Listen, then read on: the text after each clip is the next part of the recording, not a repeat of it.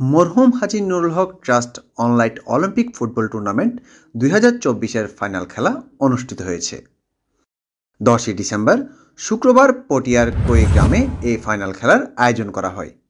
Final খেলায় প্রধান অতিথি হিসেবে উপস্থিত ছিলেন চট্টগ্রাম দক্ষিণ জেলা বিএনপির সাবেক সিনিয়র যুগ্ম আহ্বায়ক আলহাজ মোহাম্মদ এনামুল হক এনাম। সভাপতি হিসেবে উপস্থিত ছিলেন মরহুম হাজী নুরুল হক ট্রাস্টের প্রধান পৃষ্ঠপোষক মোহাম্মদ নাজমুল হক।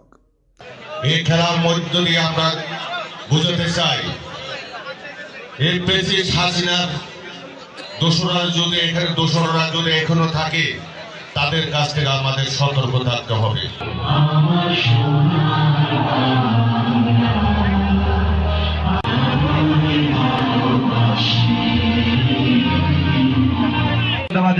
মোহাম্মদ নাজমুল হক ভাইকে চমৎকার একটা আয়োজন আমাদের মাঝে উপহার দিচ্ছেন। এবং উক্ত ফাইনাল খেলায় মধ্যম মালিয়ারা 7 স্টার এফসি বনাম বিবি নিহারা এফসি ফুটবল দল প্রতিদ্বন্দ্বিতা করে, যেখানে বিবি নিহারা এফসি ফুটবল দল মধ্যম মালিয়ারা 7 স্টার এফসি ফুটবল দলকে ট্রাইব্রেকারে 2-0 গোলে পরাজিত করে চ্যাম্পিয়ন হওয়ার গৌরব অর্জন করে।